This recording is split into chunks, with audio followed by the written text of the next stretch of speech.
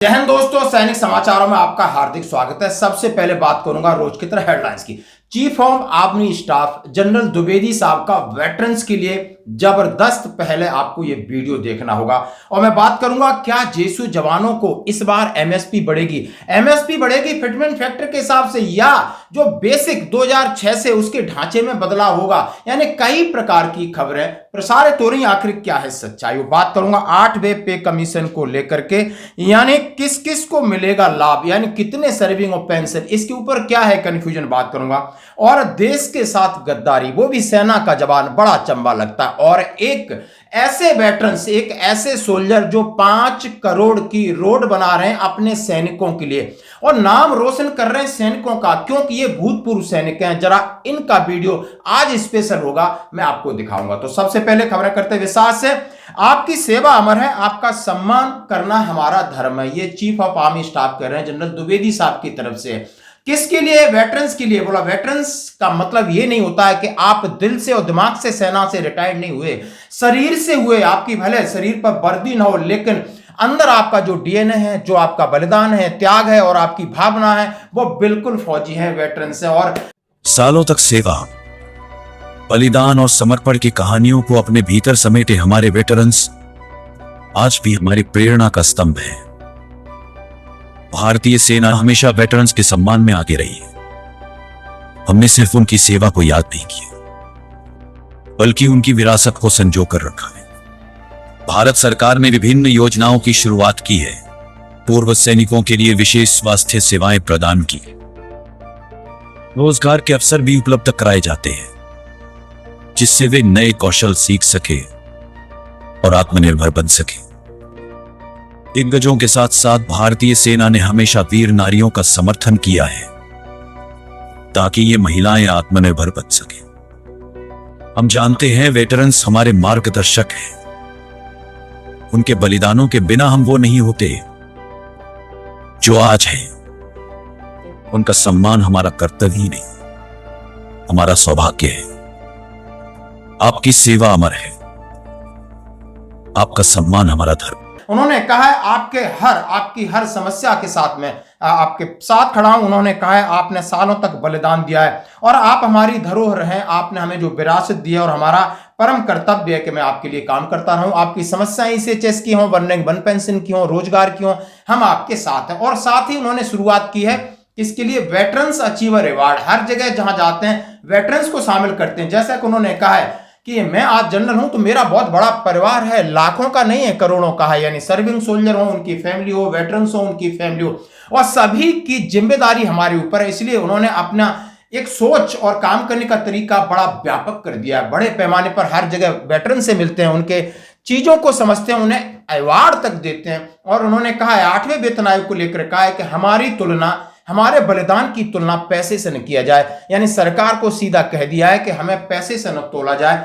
क्योंकि हमारी जो देशभक्ति है, हमारा त्याग, हमारा बलिदान सबसे ऊपर है। ये वीडियो आपके लिए। अब मैं बात करूंगा दोस्तों, क्या जवानों की मिलिट्री सर्विस पे बढ़ेगी? एमओडी का क्या है प्रस्ताव, जरा हम आज क्लियर करना चाहते हैं कि जवानों की एमएसपी 2006 से 2000 रुपए थी, उसके बाद 2.57 से 5200 होती है। अब जो फिटमेंट फैक्टर डबल होता है, कितना होता है, तो 10,000 के ऊपर जाने वाली है।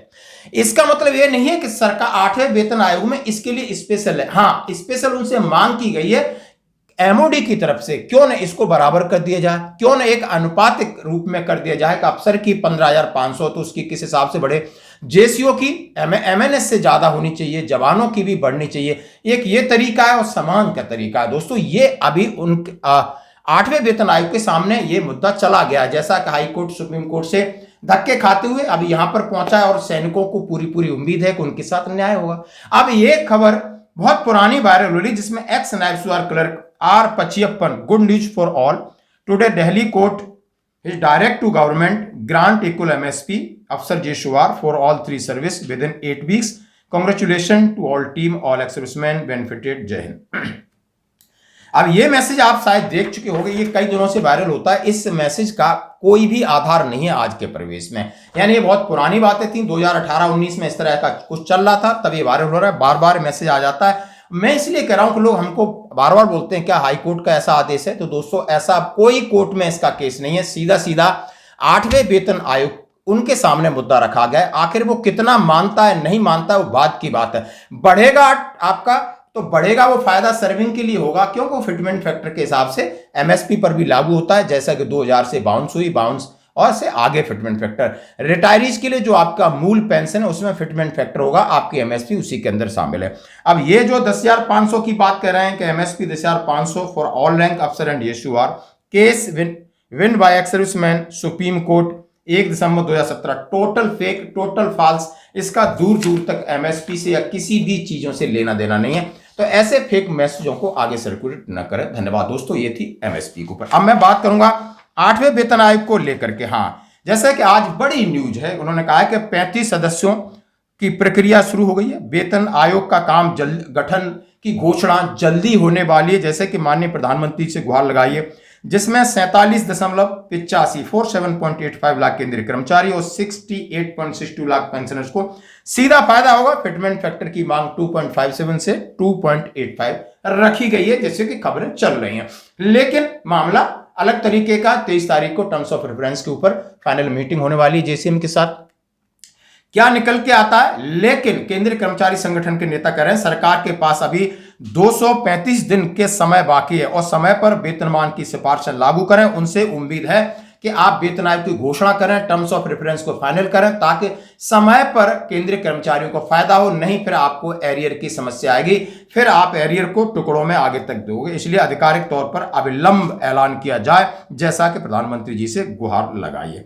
दोस्तों, तो ये थी इसकी बात। अब मैं बात करूंगा एक सेना के जवान की गद्दारी के ऊपर, और उससे पहले मैं बात करूंगा एक अपने सैनिक के ऊपर। 5 करोड़ की रोड सैनिकों को समर्पित, पूर्व सैनिक की पहल। हाँ जी दोस्तों, हर कोई रिटायरमेंट के बाद सैनिक संगठन बना रहा है। हर की इच्छा होती है कि समाज सेवा करूं, और उसके साथ थोड़ी इच्छा होती है कि उन्हें कोई जनप्रतिनिधि बनने का मौका मिले। हमारे बीच ग्वालियर चंबल संभाग के बीच हैं माननीय बलवीर सिंह तोमर, जो वर्तमान में पार्षद हैं और भूतपूर्व सैनिक हैं। अब इनकी शैली है दोस्तों, इनके काम करने की शैली बहुत जबरदस्त है, और जिस इलाके में रहते हैं वहां पर 90% भूतपूर्व सैनिक रहते हैं। लेकिन सभी समाज को सर्वधर्म संभाव के हिसाब से साथ लेकर चलने की उनकी एक लीडरशिप बड़ी क्वालिटी। 70 साल से ज्यादा की उम्र है, लेकिन दोस्तों इतने एक्टिव हैं, इतने हर प्रकार का। कल का आप देख सकते हो, इसमें पिंटू पार्क चौराहे, टंकी चौराहे पे यहाँ पर हुआ है भूमि पूजन। क्षेत्रीय पार्षद, पूर्व विधायक और यहाँ के सांसद सभी साथ में, और कार्यकर्ता भी साथ में। जानना चाहेंगे कितने लागत से रोड बन रही है, कितने किलोमीटर रोड बन रही है। हाँ सर, ये टोटल 14 करोड़ 90 लाख का काम था, और उसमें से ये पानी की टंकी से ब्रिगेडियर से 3 काम है। उसमें एक काम ये 5 करोड़ के लगभग का है, जो पिंटो पार्क पानी की टंकी से ब्रिगेडियर तिराई था। इसका भूमि पूजन आज किया है, और काम कुछ पूर्व में भी हो चुके हैं इस बात के तहत, और निरंतर विकास हो रहा है क्षेत्र में। विकास की कोई कमी नहीं है। या सब्जी मंडी वालों की डिमांड थी, तो वो भी गली लाइन डलवाइए टंकी से लेके पूरे होकर जोन तक। उसमें कल 20 कनेक्शन भी हो रहे हैं, और हमारे सांसद जी का विशेष सहयोग है। और सांसद जी ने हमारे बापू कॉलोनी के लिए भी घोषणा की है, वहाँ सीसी रोड बहुत बुरी रोड थी, उसको बनाने के लिए। एक क्षेत्र में माननीय सांसद जी बिल्कुल सक्रिय तौर पे लगे हैं। मुन्ना लाल जी ने भी पहले बहुत काम किए थे विकास के, और हम भी जितना प्रयास रहते हैं उतना में भी काम करते हैं। धन्यवाद सर।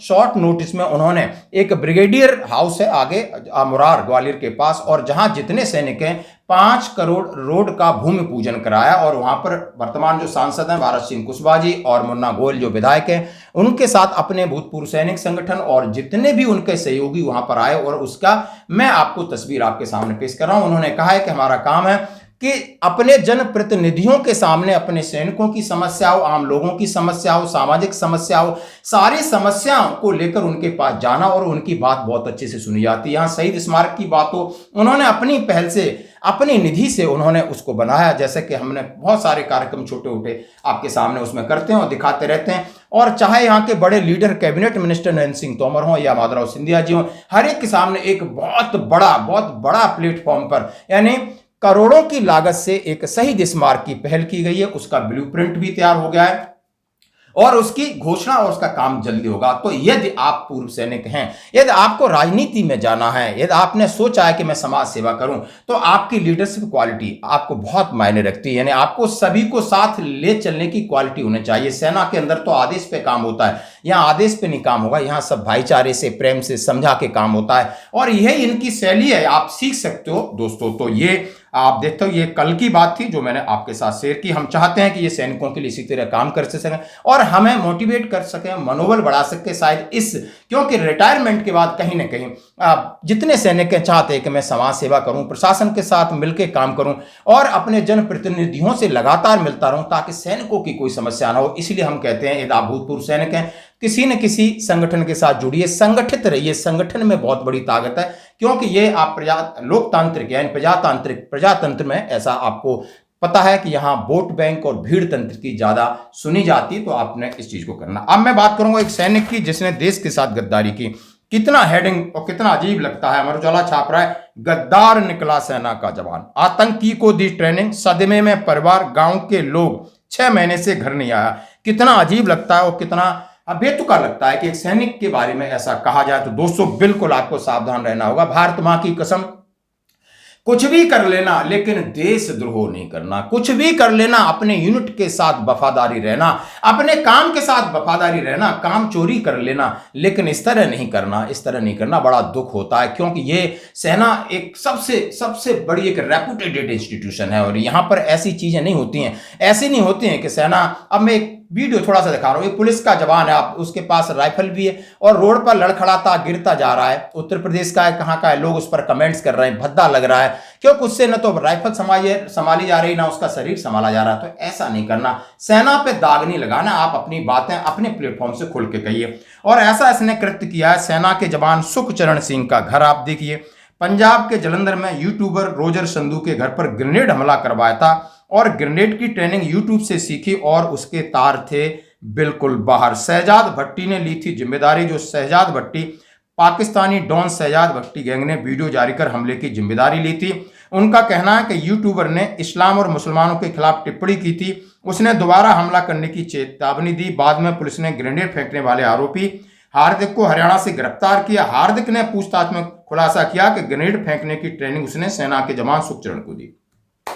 अब आप क्या कर रहे हो, तार कहां जुड़े हैं, ये मैं आपके सामने पेश करना चाहता हूं कि जलंधर में सेना का जवान सुखचरण सिंह, उसने हरियाणा के हार्दिक को ट्रेनिंग दी ग्रेनेड के बारे में और उसने क्या किया, ग्रेनेड फेंकी और उसके तार थे पाकिस्तानी आतंकवादी संगठन से। जैसा वो कह रहे हैं कि किसी अपने ही देश के यूट्यूबर के घर में ग्रेनेड फेंकी तो तार जुड़ते हैं, तो कहां आप फंस जाओगे। इसलिए प्लीज, यदि आपने देश में वर्दी पहनी है, आप देश के नागरिक हैं, तो देश के साथ और सेना के साथ तो इस तरह सोचना नहीं। आज की खबरों में इतना ही, बने रही हमारे साथ। धन्यवाद।